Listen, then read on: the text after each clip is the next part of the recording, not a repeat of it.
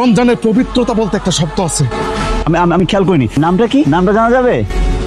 আম্মা আম্মা, আমি একটা ঘর খুঁজেছি, আমার ক্ষুধা লাগছে, খাওন কই? তোর কি শরম করে না? এই রোজা রমজানের দিকেও চিল্লে চিল্লে ভাত খোঁজে। আমার ক্ষুধা লাগছে, আমি আমার মায়ের কাছে খাওন চাইছি। আমি কি পাশের বাড়িতে খাওন চাইছি? তোর বয়স কত?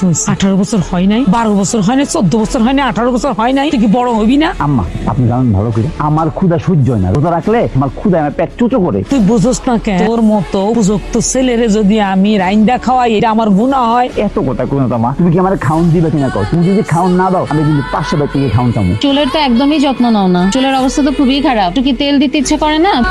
ননদিনী কি কারো প্রেমে টেমে পড়ছে নাকি? আরে ধুর, তুমি জানো না আমি হলাম মোল্লাবাড়ির মেয়ে। মোল্লাবাড়ির মেয়েরা তো প্রেম টেম করে না। মা সামিয়া, এই জায়গায় বসে কি করতেছো মা? ভিতরে আস।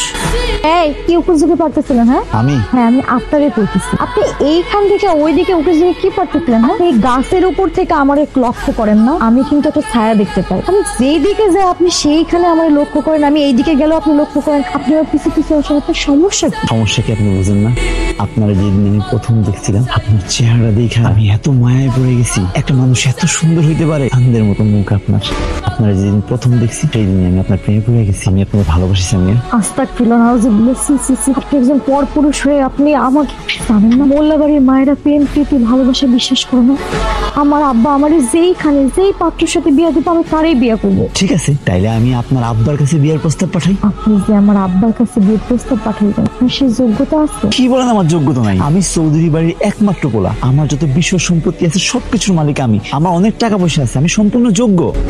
আপনি যে জিনিসগুলোকে যোগ্যতার মাপকাঠি মনে করেন, সেই জিনিসগুলো আমার কাছে যোগ্যতার মাপকাঠি নয়। আমার কাছে যোগ্যতার মাপকাঠি মানে হলো নামাজ, রোজা, হজ, যাকাত, সর্বদা সৎ পথে চলা, সত্য কথা বলা, মানুষের উপকার করা, হিংসা, বিদ্বেষ, মারামারি এগুলো না করা। তো আপনি কেমন না? আপনার মধ্যে এই গুণগুলো আছে, কিন্তু নামাজ কিছুই তো করেন, আপনি মারামারি করেন, আপনি বখাটে টাইপের একটা ছেলে। আপনি কিভাবে আশা করেন আমার আব্বা আপনার সাথে আমাকে বিয়ে দেবে? আপনি আমার রুমে আমার একটু ডাইকা দিয়েন।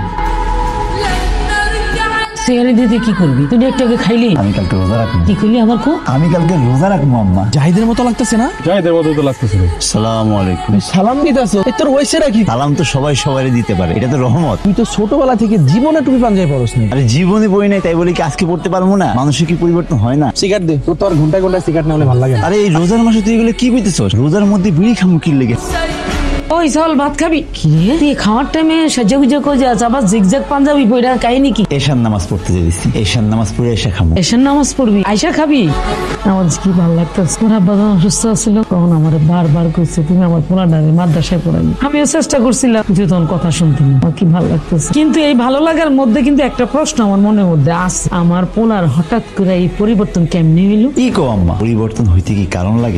আমি তো মানবো না। এত চিল্লাচিল্লি কইরা, এত নালিশ টালিশ কইরাও আমি কিন্তু পরিবর্তন আনতে পারি নাই। এখন আমার পোলার কি হয়েছে, কি জাদু ঢুকছে মনের মধ্যে যে এত পরিবর্তন? আমি তোর জন্ম দিচ্ছি না, তুই আমার জন্ম দিচ্ছ, আমি কি কিচ্ছু বুঝি না? তুমি জানো আমি কেমন আছি? আপনি এই গ্রামে থাকেন, আমিও থাকি, আমরা এক পরিবার আরেক পরিবারে ভালো করে জানি চিনি। আপনারা তো মাশাআল্লাহ উত্তম ফ্যামিলি, আপনার মেয়েও মাশাআল্লাহ। সবাই সবাই যেহেতু ভালো জানি, ভালো বুঝি, এই যে সম্পর্কটারে একটা নাম দিতে চাই। ভাবি সাহেব, আমি বিষয়টা বুঝলাম না। আপনার মেয়েটারে আমার খুব পছন্দ, আমি চাই আপনার মেয়েটারে আমার ছেলে বউ করে নিতে। আপনি কিছু মনে করবেন না। আমি যতদূর জানি আপনি গ্রামের মধ্যে একজন ভালো মানুষ, নামাজ রোজা করেন, দিনের পথে আছেন। আপনার স্বামী আফজাল চৌধুরী উনি খুবই ভালো মানুষ ছিলেন, যতদিন বাইচা ছিলেন মানবতার কাজ করছেন। কিন্তু আমি একটা জিনিস বুঝতে পারতেছি না যে আপনারা দুইজন এত ভালো মানুষ, আপনার সন্তানটা এটা এরকম কুলাঙ্গার লাফাঙ্গার কেমনে হইলো? আপনি যা বলতেছেন সত্যি, আমার পোলা লাফাঙ্গা, কিন্তু মানুষ তো পরিবর্তন হয়।